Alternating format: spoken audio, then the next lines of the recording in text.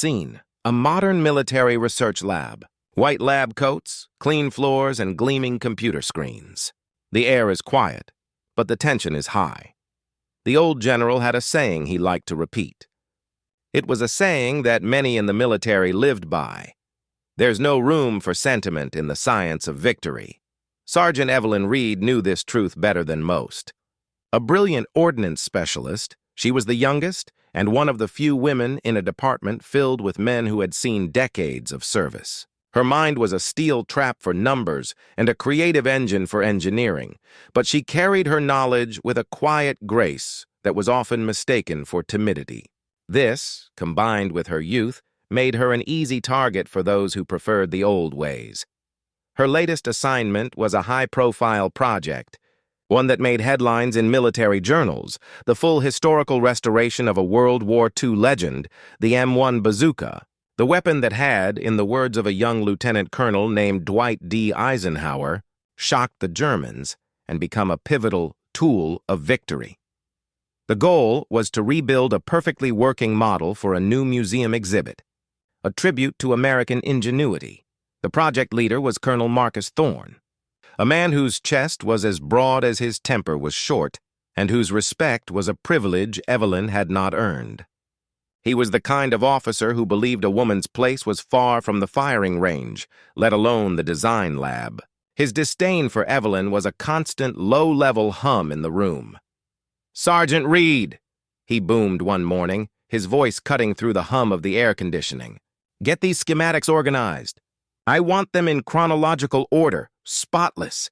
Evelyn didn't flinch. She simply nodded and took the stack of blueprints. As she worked, her eyes scanned the lines and annotations, and a thought began to form. A tiny, almost insignificant detail about the original design. A subtle flaw in the firing pin mechanism that, while not a deal-breaker, could be improved. It was a minor correction, but in the world of ordnance, even minor corrections could be the difference between a tool and a useless hunk of metal. She approached Colonel Thorne later that day, holding a single folded blueprint in her hand. "Colonel," she said, her voice soft but steady, "I was reviewing the original M1 schematics, and I believe I found a small but significant design flaw in the firing pin. With a minor modification, we could improve its reliability for the historical demonstration." Thorne stopped what he was doing and stared at her, a slow, condescending smile spreading across his face. He leaned back in his chair, a look of smug superiority in his eyes. "A design flaw? Sergeant, you're looking at the work of engineers who won a world war. Who are you to question them?" He took the blueprint from her hand, crumpled it into a ball, and tossed it into a trash can. "Your job is to organize, not to think. Leave the thinking to the men who built this country." The sting of his words was worse than the act itself. The other men in the lab, Thorne's quiet allies, snickered behind their screens. Evelyn felt the heat rise in her cheeks, but she kept her composure. She had learned long ago that showing emotion was a sign of weakness in this world, and she was determined to never give them that satisfaction. A week later, the general himself arrived for an impromptu inspection. General Douglas Cole was a living legend, a decorated soldier, and an even more respected leader in military technology. He was known for his sharp mind and his no-nonsense approach to command. Thorne was in a panic, running around the lab, polishing the things that already shined. When General Cole entered, Thorne immediately pulled him over to a large display of the bazooka's inner workings. As he spoke, Evelyn listened from a distance, her heart sinking. Thorne was presenting her idea about the firing pin modification, word for word, as his own. He spoke with the confidence of a man who believed he was an authority on the subject. Evelyn, driven by a deep sense of injustice, couldn't stay silent. She knew that if she didn't stand up for herself now, she never would. She walked over to the display, her boots clicking softly on the clean floor. "Sir," she said, addressing the general directly, her voice cutting through Thorne's presentation. "With all due respect, that modification was my idea. The colonel dismissed it a week ago." The air in the room froze. Thorne's face went white with fury. The general looked from Thorne to Evelyn, a deep frown etched on his face. "Sergeant, I don't know who you are, but you will not interrupt my briefing." "Colonel, get your people in line." Thorne turned to Evelyn, his eyes blazing. "Sergeant Reed, get out of my sight. You are a disgrace to this command." He didn't even yell. His voice was a cold whisper, more terrifying than any scream. He gave Evelyn a look that promised a future of nothing but tedious, thankless tasks. A future where her talent would be wasted and her voice silenced. Evelyn's chin trembled slightly, but she stood her ground. "Yes, sir." She turned and walked away, every step a painful acknowledgement of her failure. The injustice was so complete, so public, that it felt like a physical blow. She had tried to speak the truth, and for it she had been publicly humiliated. The general had believed Thorne. Everyone had believed Thorne. Evelyn felt a profound sense of defeat. She was a brilliant mind trapped in a world that saw her as little more than a piece of furniture, and she was starting to believe them. The night air of the military base was thick with the scent of pine and silence. Inside the sprawling research facility, the labs were mostly dark, a world of sleeping machines and dormant technology. But in a quiet corner of the ordnance wing, a single work lamp hummed to life. Evelyn Reed was a woman of honor, not revenge. The disgrace had wounded her deeply, but she refused to let it define her. She had a choice to make. She could either accept her fate and let the defeat harden her spirit, or she could use that anger as fuel. She chose the latter. The crumpled blueprint in the trash can, which she had secretly retrieved, became her personal mission statement. For the next few weeks, Evelyn lived a double life. By day, she was the quiet, efficient soldier, performing the menial tasks Thorne assigned her with a stoic dedication. She organized files, polished equipment, and inventoried parts, her movements as precise and economical as her thoughts. But by night, she became a ghost. After Thorne and the others had left for the day, she would slip back into the lab. She used her deep knowledge of the facility's security protocols to avoid cameras and motion sensors. Her project was a simple one in theory, to build the M1 Bazooka from scratch. But this time it would be her version, the one with the improved firing pin, the one that proved her idea was sound. She wasn't doing it to prove Thorne wrong, not at first. She was doing it to prove herself right to herself. It was about her own honor, her own sense of purpose. She had to scrounge for parts.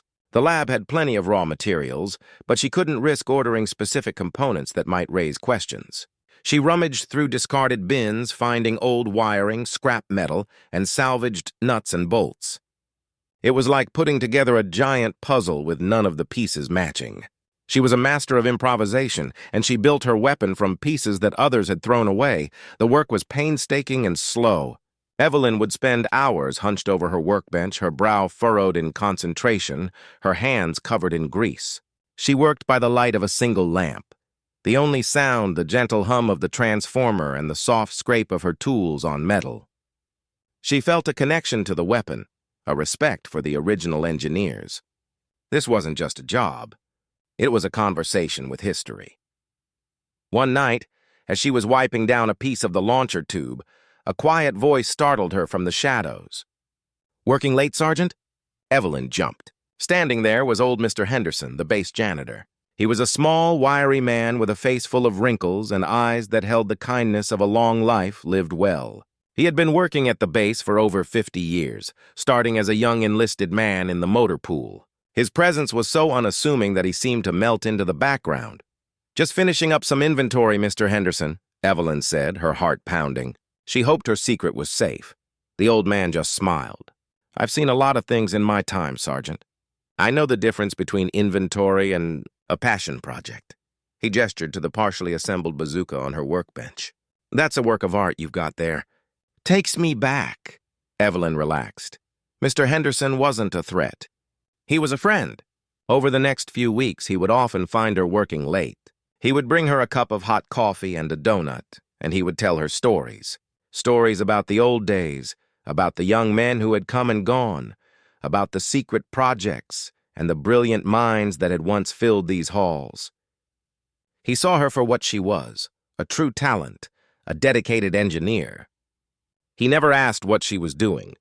He just offered quiet support and a knowing look. "That bazooka," he said one night, as Evelyn meticulously soldered a wire. "It changed everything." "A simple tube, but it could knock out a tank. Took a lot of guts to use one, you know." standing there in the open, waiting for that moment. But it also took a lot of guts to design one. He looked at her, his old eyes full of understanding. They said the same thing about the first ones, you know. Told them it was a toy, not a weapon. Didn't believe it could be done? Evelyn smiled. The words felt like a balm on her wounded spirit. He understood her quiet struggle. The bazooka was no longer just a weapon. It was a symbol of being underestimated, of proving your worth against the odds. She poured every ounce of her frustration and skill into its creation. The sleek lines, the perfectly balanced weight, the smooth mechanism, it was all a testament to her quiet competence. Finally, after what felt like 100 sleepless nights, she was done. She stood back and looked at the completed bazooka. It was a perfect replica of the M1, but with her small, unseen improvements. The firing pin was more reliable, the wiring was more efficient, and the build was sturdier. It was flawless. As she packed it away in a long wooden crate, she felt a surge of pride unlike anything she had ever known. It wasn't a pride born of arrogance, but of quiet satisfaction. She had done it for herself. She had taken a moment of deep injustice and transformed it into a masterpiece of engineering. She didn't know what she would do with it, but she knew one thing for certain. She was not a disgrace. She was a soldier, an engineer, and a woman of profound strength. The news spread like wildfire through the base. General Cole was returning, and he would be personally overseeing a historical demonstration of the restored M1 bazooka. The event was not just for the general. It was a public relations showcase. The media would be there, military historians, and a high-ranking group of officials. The stakes were higher than Evelyn could have imagined. Colonel Thorne was a man on the edge. His restored bazooka was an embarrassment. He had cut corners, used subpar parts, and ignored the subtle complexities of the design. The weapon was a museum piece, but it was not functional, and a live fire demonstration was out of the question. He had planned to use a rigged display, a cheap trick to make it look like the bazooka was working perfectly. He was worried, but his ego told him he was smarter than everyone else. He was just a day away from public humiliation. Evelyn, on the other hand, was calm. She had been watching Thorne's frantic preparations, and she knew exactly what he was up to. Thorne was trying to deceive the general, a man she respected deeply. The idea of Thorne's dishonesty sullying the memory of the original bazooka and its engineers was a bridge too far. This wasn't just about her. It was about the truth. She had a plan, a quiet, elegant plan. The day of the demonstration, the base was buzzing with activity. A massive tent was set up on a firing range, filled with chairs and a stage. General Cole arrived, his uniform pressed to a sharp crease, his eyes scanning the crowd with a knowing intensity. Thorne, pale but composed, began his presentation. He stood on the stage, a gleaming, non-functional M1 bazooka resting on a stand beside him. He spoke in broad, booming statements about history, honor, and victory. He talked about the genius of the original designers. As he spoke, Evelyn stood in the back of the tent, watching silently. She was in uniform, and she was carrying a long, canvas-wrapped bundle. Just as Thorne was about to begin his rigged demonstration, a stagehand tripped, dropping a piece of equipment with a loud clatter. The moment of distraction was all Evelyn needed. She approached the stage, her canvas bundle held firmly in her hand. "Colonel Thorne," she said, her voice clear and carrying across the hushed audience. "Forgive my interruption, sir, but I believe you might be interested in a different kind of tribute." She carefully placed the wooden crate on a table in front of the stage.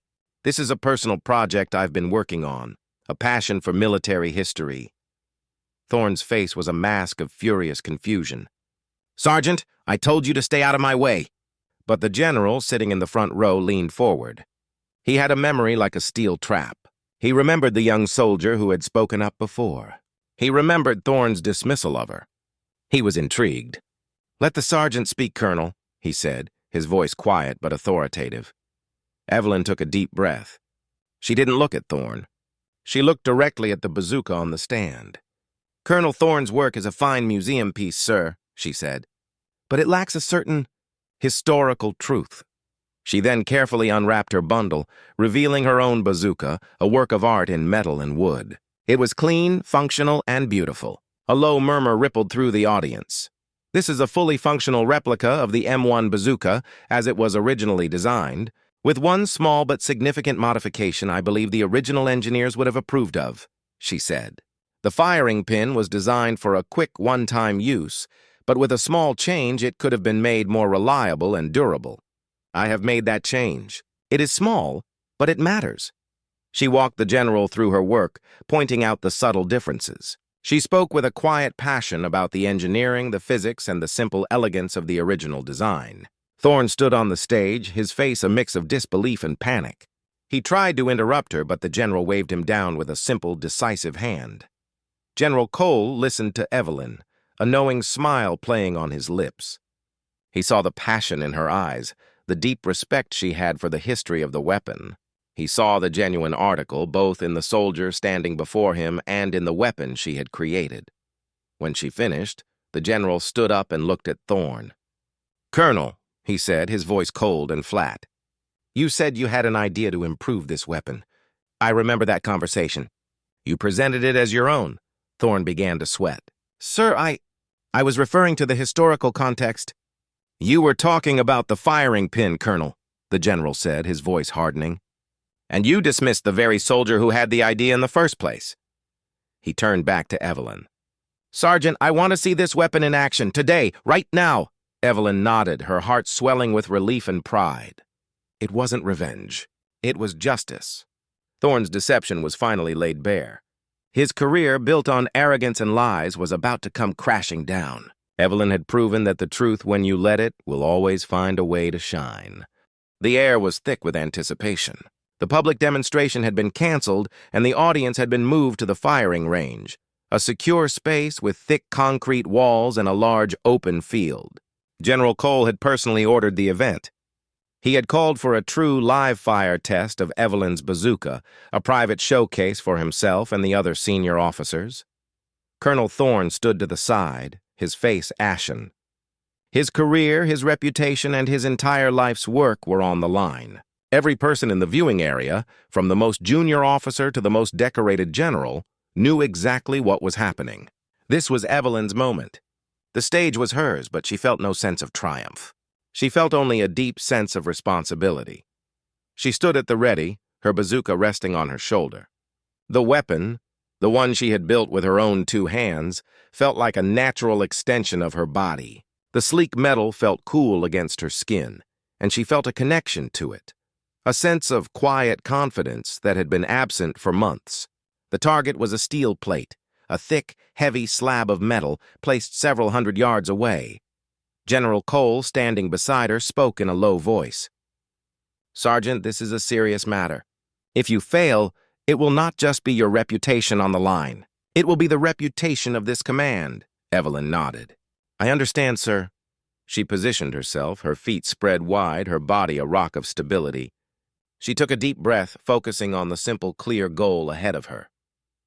She looked down the length of the bazooka, her eye centered on the target. The silence of the crowd was absolute. "Ready," she called out. She pulled the trigger. There was a sound like a thunderclap, a roar of expelled gas and a brilliant flash of light. The rocket shot out of the tube with a gentle, graceful hum, leaving a small puff of white smoke in its wake. It flew straight and true, a perfect line of light against the blue sky. It hit the target with an earth-shattering bang, a sound that echoed across the field and left a large, smoking crater in the steel plate. A gasp rippled through the crowd. Thorne's bazooka, the one he had tried to pass off as his own, was little more than a piece of pipe. Evelyn's bazooka, the one she had built with her own hands, was a weapon of true power. Evelyn, her ears still ringing from the explosion, stood there, a small, humble smile on her face. She had done it. She had proven her point, not with words, but with action. She had shown them that she was not just a soldier. She was a master of her craft. The general walked over to her, a wide, genuine smile on his face. He extended his hand, and Evelyn shook it. "Sergeant Reed," he said, his voice full of admiration, "that was a flawless demonstration. You have proven yourself to be a woman of great skill and profound dedication." He turned to the other officers and to the media. "Today we have not just seen a historical weapon.